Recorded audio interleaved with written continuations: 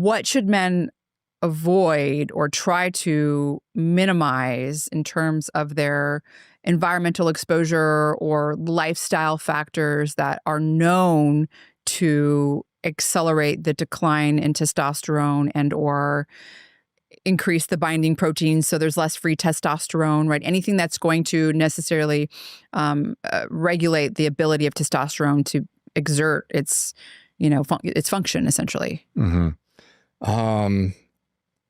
I would love to bang out an exhaustive list, but forgive me, I guarantee we'll miss something. But like alcohol, the direct toxicity effects of that does inhibit actual steroidogenesis in the testicles themselves. It will also impact sleep dramatically, which has the vicious backhand effect of, inhibited output of signaling hormones, which indirectly will also impact body composition, which, the whole downstream cascade of that.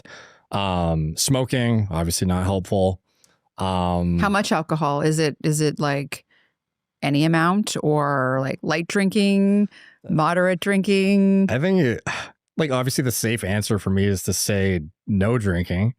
I think it would be more like a dose dependent toxicity effect and what is your capacity to handle it, because ultimately the testes are very affected by oxidative stress. And if you're not capable of handling that adequately, like it will reflect in your inadequate output of hormones locally. So I would love to give like hard and fast numbers, but there are a lot of people who will be able to get away with like murder and probably be okay. Then there are some guys who like, you might be low normal function to begin with. And like that, couple drinks a week, like, throws off your sleep a bit and kind of pushes you over the edge. Like it all depends.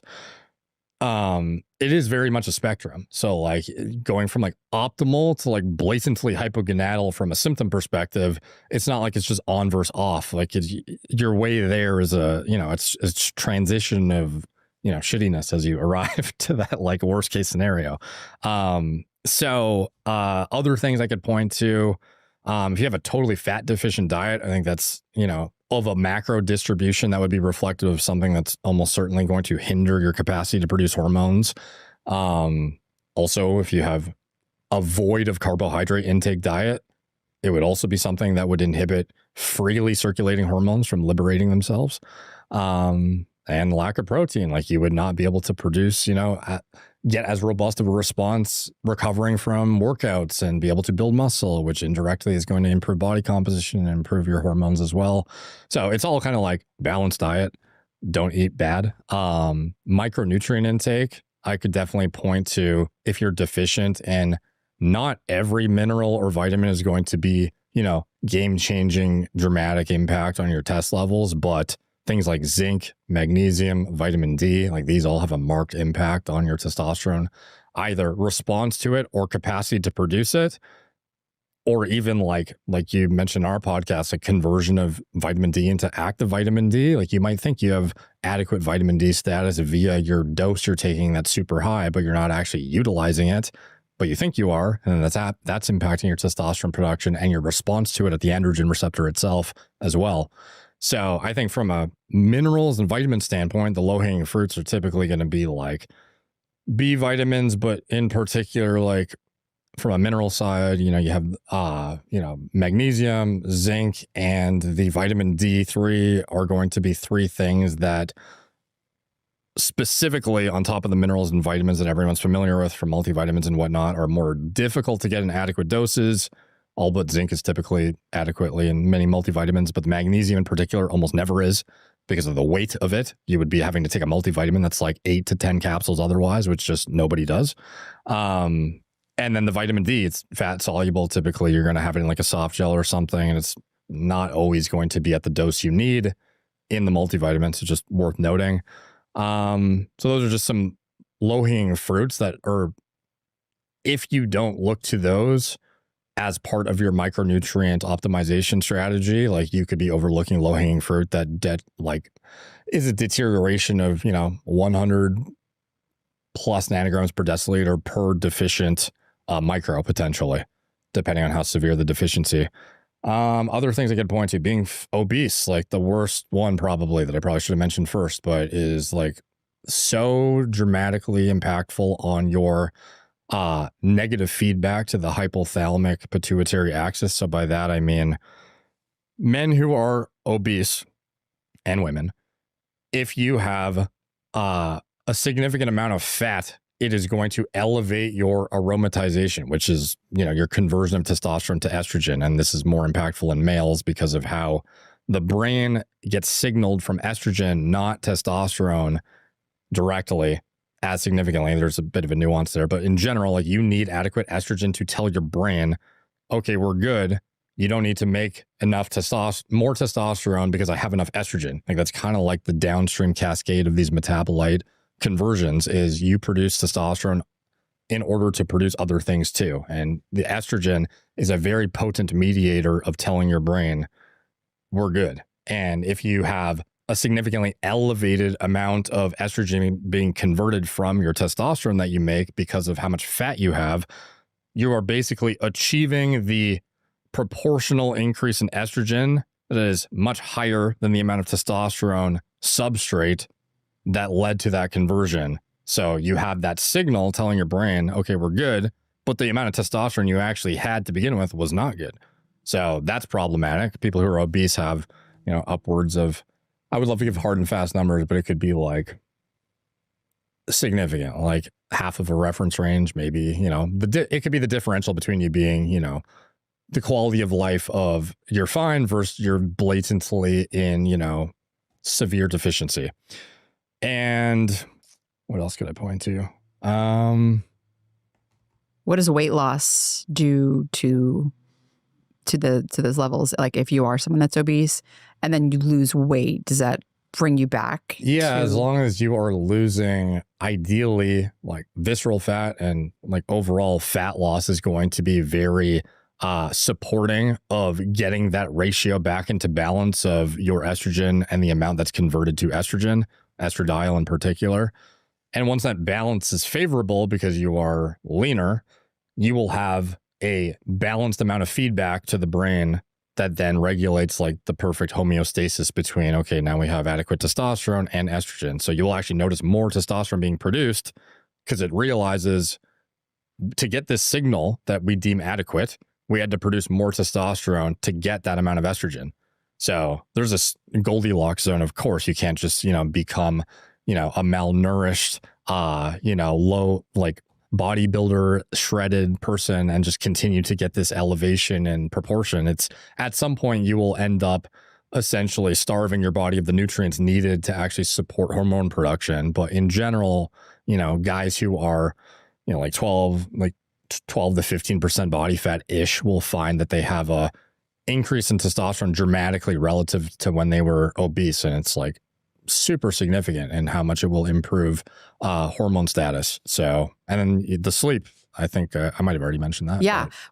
I definitely want to dive into some of the diet things in a minute, but I wanted to ask you about a couple of things with respect to maybe factors to avoid. What effect does like excessive endurance training have on testosterone? Because I thought I came across some literature where it was a negative effect, and I wasn't sure like how robust. I think it is pretty dramatic, pending it exceeds your capacity to recover. So that sounds like a weird way to answer the question, but like some people have a higher tolerance for stress, and that's, reliant on a bunch of different factors. But if you are somebody who is not fueling yourself correctly to handle that amount of endurance training, like let's just say you're in a calorie deficit and you're trying to be like, I don't know, 6-pack shredded for the summer and like look as good as possible, but also fuel your like endurance event efforts, like you're probably not doing two birds, one stone. Like you're doing two things like inadequately, almost certainly, and malnourishing yourself and ending up in a state of hormone deficiency as a result. Probably, like you see in studies, there are cases that you can point to of what happened to natural bodybuilders as they diet for a show. And you can see in like, as they start to get closer to stage ready, which is like the most shredded basically any documented human gets, essentially, the requirement to get there is a state of malnourishment, essentially. And at some point, typically once you start to cross into that like, single digit body fat threshold, you start to become so malnourished that you are inhibiting your actual capacity to produce hormones adequately. And you almost enter into like, you know, preservation mode / like hibernation or something. And it's kind of just like, save yourself. We're starving to death. Like, how do I stop everything metabolically taxing from happening? Let's shut down all systems, nor do we have the substrate to actually produce these hormones to begin with. That's kind of what happens when you get like really, really malnourished. And with endurance running, like I've seen guys out eat, you know, 5,000 plus calorie per day diets when they're doing like really intensive endurance activity. So if you are not fueling adequately and with the right fuel, micronutrient density, macro allotment, the how much of it is like carbs versus fat versus protein, yeah, you could absolutely exercise yourself into a state of hypogonadism easily. I kind of like, I would caveat not easily. It's hard to train that hard. right. Yeah, no, it's definitely not easily. Like, there's not a lot of people that are. Yeah, kudos to the people mentally strong enough to do that, I guess. Well, I kind of think of the analogy here for women. It would be like when women are excessively endurance training and in a severe caloric deficit and they become amenorrhetic, right? So they're essentially not ovulating anymore. And in fact, you mentioned like wanting to get shredded for the summer. Well, I actually in my 20s was doing this very thing where, I mean, I was running like 10 miles a day and I was eating like carrots and hummus and that's it, you know, and it was like not fueling myself, no, like hardly any fat, you know, it was very sort of like low protein, you know, low fat diet. Yeah. And I definitely got shredded-ish, but like I became amenorrhetic for several months, you know, where I just didn't get my period and so I wasn't ovulating. And so I had to add back the calories in the food. It was like, and it took a while before my body kind of like recalibrated. Yeah. But I feel like that's kind of like the analogy that like women, exactly. And it is, it's like your body shuts down. It's like, okay, I'm not getting enough calories. Reproduction is not essential right now. Survival mode, right? Not reproductive, like happy growth mode. It's like survival mode. And like some people might not even realize how significant of a deterioration in hormone production I'm talking about. Like to give context, men who are dieting for bodybuilding shows naturally, it is not uncommon to see the end result of a hormone profile on like the last week, them to look more female on paper than like their girlfriend. Like that's how low their testosterone levels are. That's wild. Yeah. That's wild. Just to kind of sum up the like factors to avoid. Not always, but sometimes. I wanted to get your opinion on endocrine disrupting chemicals. Like how have you, or has your, you know, your company looked or seen anything, or do you have any speculation into like what the scientific literature has shown in terms of them affecting hormone levels? Yeah, I think we're pretty convinced that there is an effect. It's just the magnitude at which you often see hyped up, I think, maybe over exaggerated. There are low hanging fruit things to absolutely avoid, like don't use, you know, plastic Tupperware and like heat it up and stuff like that. Try and use glass when you can. Try and ensure you have like high quality air if possible. Like pollution, I think, is a big factor for like your body's capacity to deal with stress, and like the allocation of resources to be chronically dealing with a toxic environment will inhibit systemic, like broad systems. Water quality, like if you can make sure you have like decent water, I think that'd be solid. But as far as like the actual magnitude of impact of those things, for most people, I think is going to be relatively negligible in contrast to like the obesity, the diet, the exercise, the sleep quality, the potential carcinogens that might be exposing themselves to. You know, some of the lifestyle stuff is like way more important to be addressing as like the base infrastructure before you start thinking about like, oh, it must be my like shower that is like shooting chlorine at me. Like it must be that, or sure, get a shower filter, but like it's not going to be the game changer. I do think avoiding like the basics though, like, you know, switch to glass where you can, don't use plastic water bottles, stuff like that. And there is blatant evidence showing interactions with estrogen receptors with some of these compounds, as well as androgen receptors, which in turn will impede the ability of the actual hormones you produce to bind to those receptors and do what it needs to do. So you're like essentially competing with yourself for activity in the body. Like you're, you know, competing with these like even if they're like moot activity compounds, they still act as like anti-androgens or anti-estrogens via their occupying of receptors. So to whatever degree they are, doing it at all is not ideal because it's inhibiting like space that could be occupied by actual endogenous hormones that you need to produce and need to work properly. And you don't want to be competing with like environmental toxins to like do things in the body.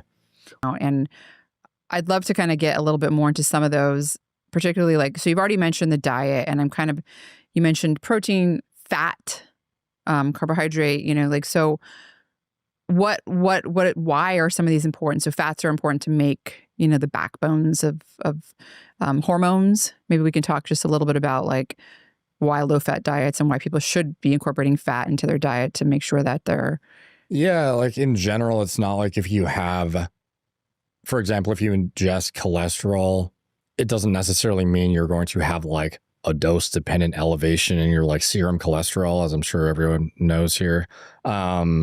But there are like certain baseline requirements to serve as the substrate for producing cholesterol derived steroids in the body. And these are all ultimately derived from cholesterol and then get cleaved and manipulated through enzymatic processes to make all the hormones in your body, including but not limited to testosterone, estradiol, etc.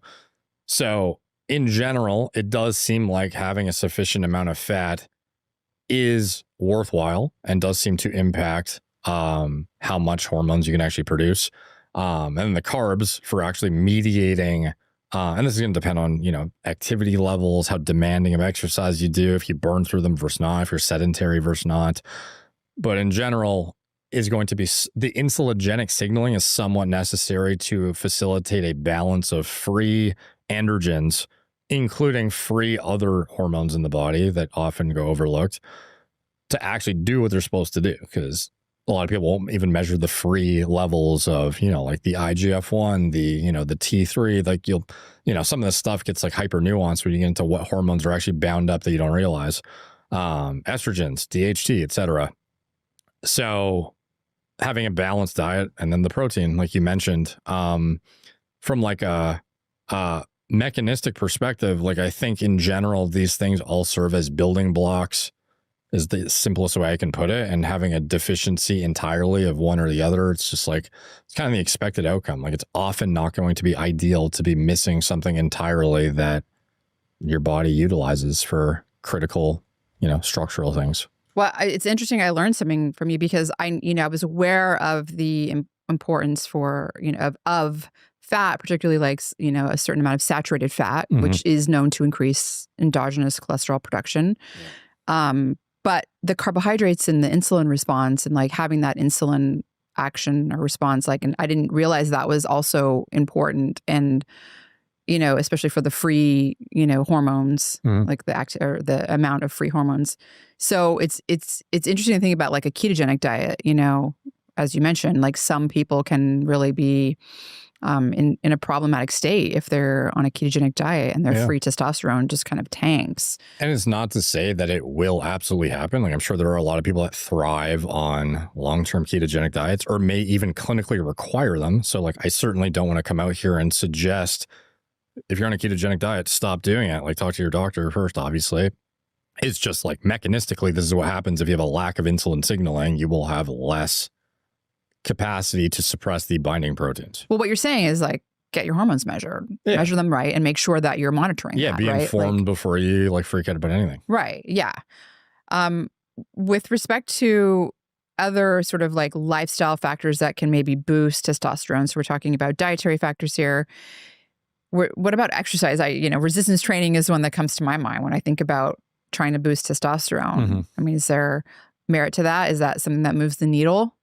Yeah, I think it's kind of like the simplest way I could put it is like descending order of intensity, essentially. So like, weightlifting at the top, and then you have like, some of your more like HIIT style workouts underneath that. And then at the bottom of it would be like the most basic of, barely exerting yourself, but like getting out there and moving. That is going to have the least impact in general. And at the top, it's going to be, the muscle building, facilitating processes, the things that build bone, etc., resistance training. That's going to be the most directly impactful. But ultimately, it's also going to be, what is the overall exercise regimen that you adhere to? Because a lot of people, the problem is not even necessarily like, oh, what's the perfect thing? Like, it has to be something you enjoy enough that you'll adhere to it. So it's like adherence almost trumps optimal in some capacity. So like, get the thing you can adhere to, the diet model that you can adhere to. Like, a lot of people, the diet that on paper is the best, like, won't be the one that you stick to for more than like 6 weeks. So like, don't do that one if that's the case, because you're not going to stick to it, and then you're just going to end up where you were before. So calories trump everything, unfortunately, or fortunately, because it gives you a lot more versatility with like your choices. I think it's not like you're stuck in a myopic kind of, box of, I have to be on like the Mediterranean diet, or I have to be on the carnivore diet, or I have to be on the vegan, the whatever. There are a lot of ways to skin a cat, and ultimately it's going to come in mainly from energy balance, and then also from there optimizing for, having adequate protein, fat presence, carbohydrate balance to support your, whatever exercise you're doing and the intensity of it, and all the things underlying that.